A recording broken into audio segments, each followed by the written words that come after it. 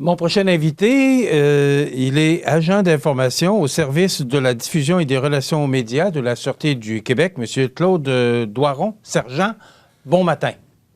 Oui, bonjour, bon matin. Comment allez-vous? Ça va très bien, merci vous-même. Oui, merci.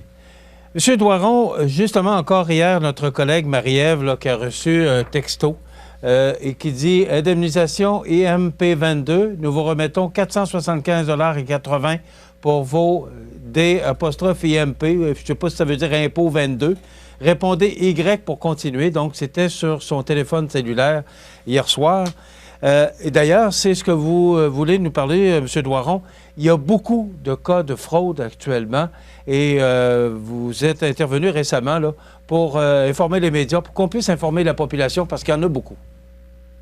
Absolument. Il y a eu beaucoup de cas de fraude au cours des dernières semaines, partout dans l'Est du Québec, la région de Montmagny, Chaudière-Appalaches, le Bas-Saint-Laurent, la Gaspésie. Bref, oui, on peut le dire que les fraudeurs ont été très, très actifs au cours des dernières semaines en utilisant toutes sortes de stratagèmes de fraude qui ont pour but, bien sûr, de soutirer de l'argent aux honnêtes citoyens. Et ce que vous venez de me montrer ici, là, c'est un faux texto qui semble provenir de l'Agence du revenu du Canada, sinon du ministère du Revenu au niveau provincial, et qui dit que pour contrer l'inflation, vous avez un montant d'argent que le gouvernement vous envoie et que pour retirer ce montant d'argent-là, eh bien, vous devez cliquer sur un lien, vous devez répondre en frappant la touche Y, par exemple. Là. Bref, on vous amène vers un lien où vous devez donner tous les renseignements concernant votre compte bancaire à ce faux ministère-là. Et une fois que vous avez donné tous vos renseignements bancaires, incluant le numéro d'identification personnelle, bref, le NIP, eh bien, qu'est-ce qui se passe? C'est que dans les prochaines heures, vous allez vous apercevoir tout simplement que les fraudeurs en possession de des coordonnées de votre institution financière vont tout simplement vider votre compte bancaire. Bref, ce qu'on remarque beaucoup, c'est que ces textos-là sont composés en anglais, souvent avec des fautes d'orthographe en anglais même. Et ça a l'air légitime parce que parfois, les fraudeurs possèdent déjà d'autres renseignements personnels vous concernant dans le faux texto. Souvent, ils ont votre nom déjà, ils ont souvent votre date de naissance, votre adresse et parfois même d'autres renseignements, là, votre numéro d'assurance maladie, par exemple. C'est ce genre d'informations qu'ils peuvent posséder. Donc, ça donne une forme de légitimité au courriel qui a pour but tout simplement de vider votre compte bancaire parce que vous avez donné aux fraudeurs les renseignements qu'eux souhaitaient obtenir. Est-ce que c'est particulièrement, M. Doiron, cette fraude-là que vous remarquez aussi? Il y a d'autres cas de fraude, parce qu'on parle également de fraude type grands-parents au Bas-Saint-Laurent. Il y a beaucoup de cas de fraude, me semble. Je ne sais pas. Là, oui, absolument. Écoutez, les fraudeurs ont été très, très actifs au cours des dernières semaines. La fraude grands-parents, par exemple, celle-là, on en a rencontré. Écoutez, je vous disais, comme ici, dans la région de Rimouski, là, c'était à tous les jours, la semaine passée, que des gens étaient victimes de la fraude grands-parents. Fraude grands-parents, là, où les fraudeurs réussissaient à obtenir des milliers de dollars chez les gens. Et la façon de procéder était quand même relativement simple. Ce sont des fraudeurs qui vont appeler au hasard chez les gens. Et lorsque c'est une personne qui semble être une personne d'un certain âge qui va répondre, une personne âgée, eh bien, ils se font passer pour le petit-fils qui est dans le besoin, tout simplement. Alors, ils vont toujours amener une situation où ils ont besoin d'argent immédiatement pour soit payer une caution. Ils sont en prison, par exemple à Cuba, dans un voyage à Cuba. Ils sont en prison, ils doivent payer immédiatement une caution pour pouvoir sortir de prison. Sinon, ils doivent défrayer des frais médicaux parce qu'ils sont tombés malades, se sont blessés lors d'un voyage dans le Sud. Bref, c'est toujours une situation d'urgence comme ça où on demande de l'argent là, aux grands-parents. Et écoutez, les gens qui nous écoutent vont dire « Ouais, mais qui est-ce qui pourrait se faire prendre dans un tel stratagème? C'est impossible. » Les fraudeurs, je peux vous dire, monsieur, ils sont très, très peaufinés dans la façon de faire. Ils vont appeler au hasard chez les gens. Comme je le disais tout à l'heure, lorsque c'est une personne qui semble être une personne âgée qui répond, ils vont dire « Bonjour, est-ce que c'est grand-papa qui répond? » Alors évidemment, si cette personne-là possède un petit-fils, il va dire « Oui, c'est grand-papa, mais je ne te reconnais pas, c'est qui parle? » Le fraudeur va dire « Écoute, grand-papa, tu ne me reconnais pas? Voyons, grand-papa. » Vous voyez l'insistance du fraudeur? Là, le grand-parent, il va dire « Est-ce que c'est Jean-François? » Alors évidemment, Le fraudeur va dire qu'il s'appelle Jean-François. Mais Jean-François, je ne te reconnais pas, je ne reconnais pas ta voix. Écoute, grand-papa, c'est parce que je ne peux pas parler fort, il y a des gens qui m'écoutent. Là, grand-papa, il faut que je t'explique une situation. Là, je suis pris dans une prison à Cuba, je suis gêné de la situation, je ne veux pas t'en parler à personne autour de la famille. Là, j'ai besoin de 4 500 $ de caution pour payer ma caution. Et je te promets qu'à mon retour au Québec, je vais te rembourser. Alors, évidemment, quel grand-parent ne viendra pas en aide à un petit-fils qui est dans le besoin quelque part, d'autant plus que le petit-fils promet de lui rembourser une fois son retour au Québec. Beaucoup de gens, la semaine dernière, ont perdu des milliers de dollars à coût de 4 000, de 5 000 $ que des gens ont perdu parce qu'ils ont déposé des montants d'argent dans un compte bancaire appartenant aux fraudeurs.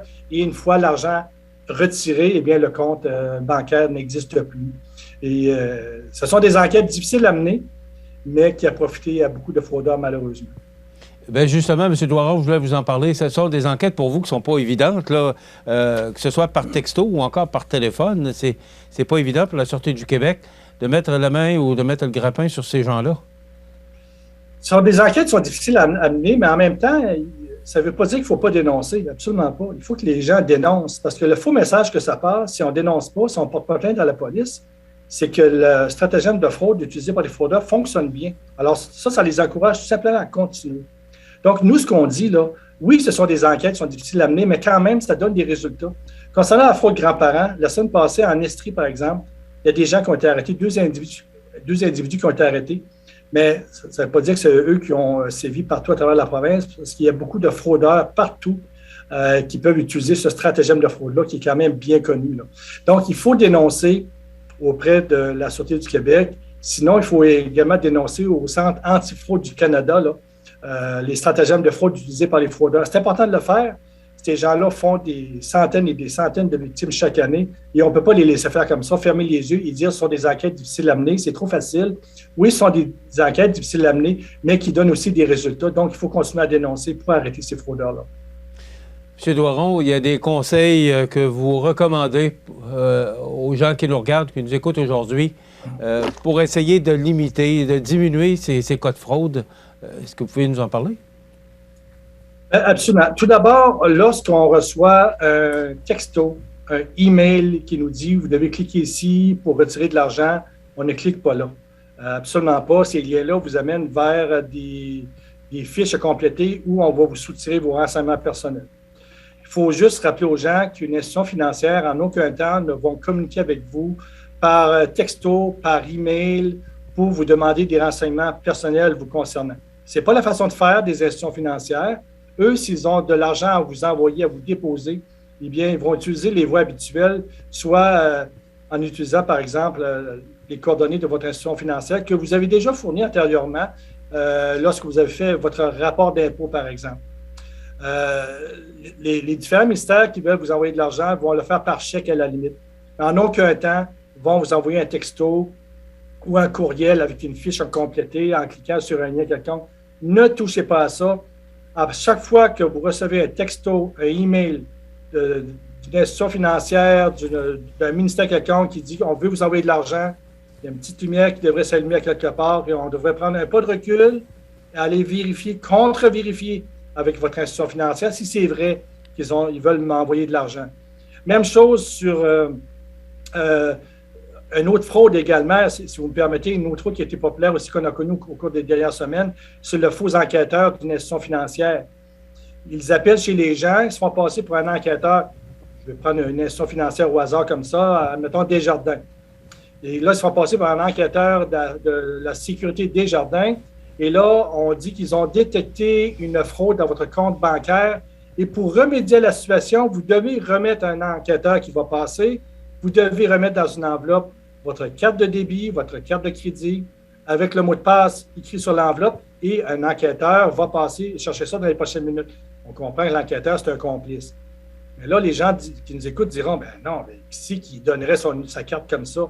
Écoutez, là, lorsque les fraudeurs appellent chez les gens sur votre afficheur téléphonique, c'est déjà affiché le nom de votre institution financière. Ils sont capables de faire afficher le nom de votre institution financière. Et ils parlent dans un français impeccable. Ils possèdent déjà des renseignements personnels vous concernant, votre nom, date de naissance, avec quelle institution financière vous faites affaire. Donc, ça donne une certaine forme de crédibilité à leur façon de faire. Et écoutez, il y a des gens qui montent à l'hameçon et qui vont, qui vont se faire prendre, qui vont perdre de l'argent parce qu'ils vont déposer de l'argent auprès du faux enquêteur, parce qu'ils vont donner leur renseignement personnel à quelqu'un, un faux enquêteur qui n'existe pas en réalité. C'est des situations qui sont bien tristes, parce que des honnêtes citoyens comme vous et moi là, perdent des montants d'argent incroyables chaque semaine auprès des mains de ces fraudeurs-là.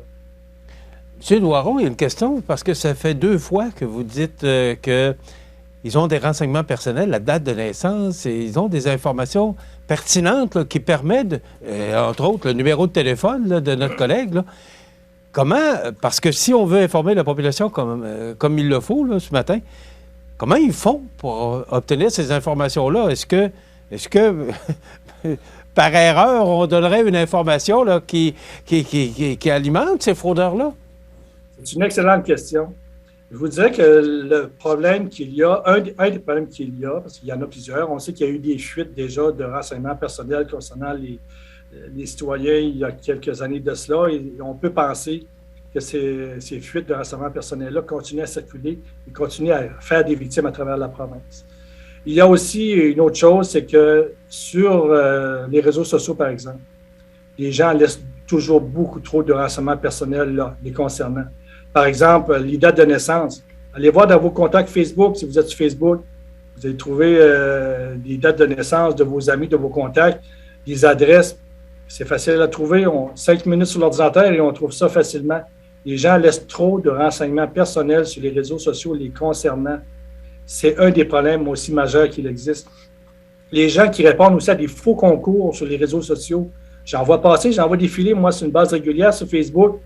Vous voulez gagner un voyage, vous voulez gagner telle voiture, écoutez, BMW, par exemple, font tirer 4-5 BMW parce qu'ils ont un problème avec la poignée de porte, puis là, ils ont décidé de les faire tirer. Mais malheureusement, il y a des gens qui vont cliquer sur les liens, vont donner leur renseignement personnel parce qu'ils pensent qu'ils vont hériter du jour au lendemain d'une BMW. Alors, vous voyez, en répondant à des faux concours, là, ici, je ne porte pas de jugement sur les gens qui sont fait prendre dans ces fraudes-là, là. Absolument pas. C'est juste pour dire comment est-ce que les fraudeurs sont raffinés dans leur façon de faire, utilisent des stratagèmes de fraude incroyables, possèdent des logiciels en mesure de faire afficher le nom qu'ils veulent sur votre afficheur téléphonique. C'est pas monsieur, madame, tout le monde qui sont capables de faire ça. Ce sont des professionnels de la fraude qui peuvent le faire.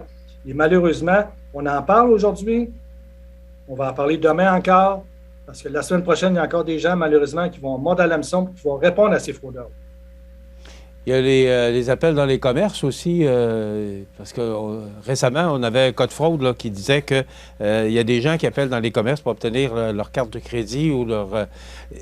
Est-ce que, M. Doiron, la fraude est en augmentation? Est-ce qu'on doit comprendre aujourd'hui votre message, là, qu'il faut être de plus en plus prudent parce que les fraudeurs ont tellement de moyens, et je le mets entre guillemets, le plus facile pour pouvoir atteindre la personne. Est-ce que les cas de fraude sont en augmentation?